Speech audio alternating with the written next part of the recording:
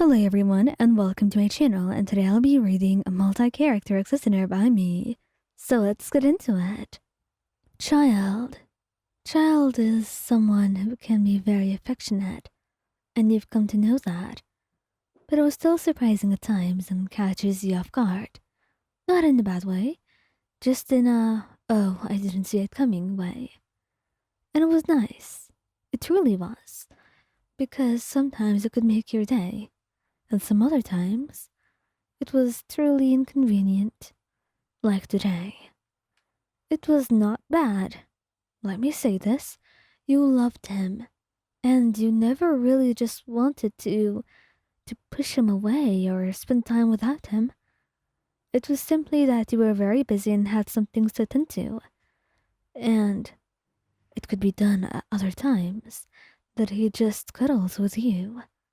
But he was insistent and very stubborn, telling you he needed you right this instant. Child, look, you're older than this. Both of us are. I'm sure that maybe some other time can be dedicated to this activity, no? Well, if you're so sure, we can find out. But I'm really too tired to try, so I guess I'll just rest here, he said. And you blushed, shaking your head at his antics. There was really nothing you could do about it. Because then, he took the book that you were reading out of your hand, and, instead, laid his head in its place. Truly, he was very bold, but he knew very well that you also could never resist him. He knew your weakness, just as he knew your strengths, and he also knew that you were very weak to him, and nothing you could ever do could make you able to resist his charm, and he was using that to his advantage. You know, I'm feeling really tired, Ion. I'm sure you can spare a few moments for a poor guy that loves you, he says, and you find yourself fondly chuckling. I guess I can, but seriously, child, there are better ways to go about this. I'm truly busy, and I mean it. I can't just free myself up to you all the time. You are right about that. I know. I'm really trying my best here. I just want to be with you. I really mean it.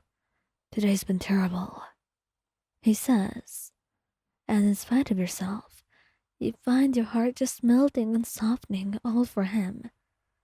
Maybe because you can never resist him, or the way he looks at you and gives you those puppy eyes. Because then, you find yourself saying fondly, and interlacing your fingers in his hair, running your fingers through it gently. Fine. Just a couple moments. Just a couple moments, and I mean just. I can do with that. Thank you, he said, and your heart melted. He truly deserved a lot of your time. But maybe not when you were in the middle of finishing the last chapter of that book he bought. He didn't want you reading the book either, until he slept at least, since he wanted to be able to stare into your eyes, to speak with you, which is the least he deserved. You were going to give him that, since you were not an unfair person. And soon enough, after looking at you and staring at your eyes like they were the most beautiful things in the galaxy, he fell asleep, just as you had predicted. Lyney found falling asleep in your lap was the best thing in the world. He doesn't really want to seem clingy or annoying, but sometimes he truly cannot resist you or stop wanting to be with you. It was difficult. You were wonderful, beautiful, and perfect. You were just everything he wanted and everything he needed. So, could you truly blame him for wanting to be with you that much?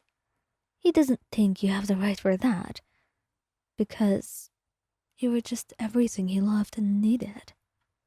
And sometimes, the days would be so hard on him, and he wouldn't know what to do. So all he would need would just to be with you.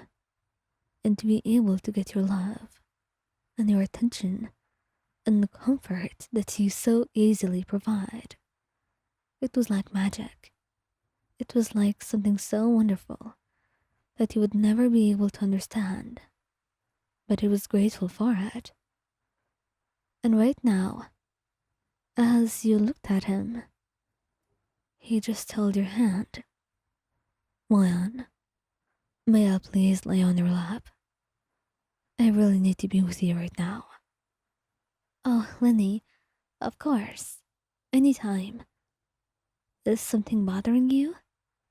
You look like you're quite busy. At least busy with thinking. He nods, smiling softly, because somehow, even without any words, you were always able to understand him and know that there was something going on in his head. It was the way that your hearts were connected, and it felt like nothing could ever separate you two. He laid his head on your lap and just sighed softly. I guess I've had a lot to deal with at work. Things can get pretty complicated, and father standards are ever high. I don't want to disappoint, really, but that's all. I understand, Lyney. That's very justified. I too wouldn't want to disappoint someone that cares about me. He nods and smiles. All he needs is your assurance and understanding, and you were able to give him that as you held his hand and talked to him. And he looked into your eyes as you spoke, because that alone showed him just how many beautiful things existed, and why he sometimes looked at you and remembered why he was waking up and why he was sleeping. Previously, he held on to his family, but now you were someone else that he held on to. You were the love of his life, someone that he cared about, and someone that would always relieve him from the many things he went through. So, right now, as you slowly listened to your voice as you went on and on about things that would comfort him and talked about your day as well, he let himself drift off, the tiredness getting to him. And you didn't blame him for that. In fact, you were just happy that he was able to finally fall asleep, since he so badly needed that rest.